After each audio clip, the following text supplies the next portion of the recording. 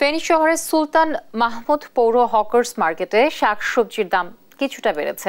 গরুর মাংসের দাম অপরিবর্তিত থাকলেও মুরগির দাম বাড়তি। বিস্তারিত জানাতে ফেনী থেকে যুক্ত হচ্ছেন সহকর্মী শেখ ফরিদ উদ্দিন। ফরিদ, বাজার পরিস্থিতি কেমন দেখছেন, আমাদের বিস্তারিত জানাবেন। ধন্যবাদ। আপনি যেমনটি বলছিলেন, আমি এই মুহূর্তে আছি ফেনী শহরের সুলতান আহমদ পৌর হকার্স মার্কেটে। এইখানে বাজারে ঘুরে যেটি আমি ব্যবসায়ীদের সাথে কথা বলে এবং ভোক্তাদের সাথে কথা বলে জেনেছি, বাজারে পরিস্থিতির মধ্যে আজকে গরুর মাংস হাটসহ বিক্রি হচ্ছে 800 টাকা, আর হাট ছাড়া 900 টাকা বিক্রি হচ্ছে। সাদা মুরগি 200 টাকা কেজি প্রতি বিক্রি হচ্ছে, লাল মুরগি 230 টাকা। বাজারে যেটি ঘুরে দেখা গেছে, সবজির মূল্য অনেকটা স্থিতিশীল রয়েছে, তবে শাকের মূল্য কিছুটা বেড়েছে। আগে যেটি 20 টাকা প্রতি বিক্রি হতো, সেটি 30 টাকা হচ্ছে। এভাবে শাকের মূল্যটা কিছু বেড়েছে। আমি ব্যবসায়ী বিক্রেতাদের সাথে কথা বলেছি, তারা যেটি বলেছে, প্রচণ্ড রোদের কারণে শাক সবজি ওইভাবে উৎপাদনটা অনেকটা কম হচ্ছে, এই কারণে দ্রব্যমূল্য কিছুটা বেড়েছে।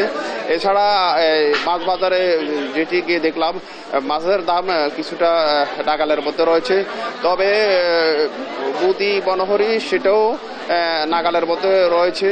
কিন্তু ব্যবসায়ীরা কিছু ব্যবসায়ী ভোক্তাদের থেকে অতিরিক্ত দামও নিচ্ছেন, এমনও অভিযোগ আমরা ভোক্তাদের সাথে কথা বলে জেনেছি। ভোক্তাদের যেটি অভিযোগ, তারা দাবি করেছেন প্রশাসনের পক্ষ থেকে যদি সঠিকভাবে বাজার মনিটরিং করা হয়, তাহলে জিনিসপত্রের দাম অনেকটা নাগালের মধ্যে তারা কিনতে পারবে।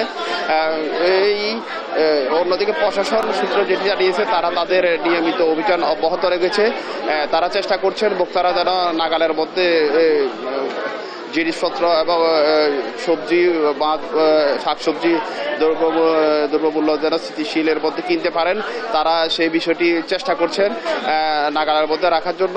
তবে গত এক সপ্তাহের মধ্যে সবজির বাজার এবং মাছ মাংসের বাজার কিছুটা স্থিতিশীল রয়েছে। এই অবস্থা থাকলে ক্রেতারা বলছেন, ভোক্তারা বলছেন, তাহলে কিছুটা স্বস্তি থাকবে। কিন্তু মাঝে মাঝে হঠাৎ করে কিছু ব্যবসায়ী অতিরিক্ত মুনাফা লোভের জন্য তারা দাম বাড়িয়ে দেয়। বিষয়টি যেন সঠিকভাবে প্রশাসনের পক্ষ থেকে তদারকি করা হয়, তারা এই বিষয়ে দোরজোর জানিয়েছেন। আমার কাছে এই ছিল ফেনী পৌর সুলতান হকার্স মার্কেট থেকে বাজারের সর্বশেষ পরিস্থিতি।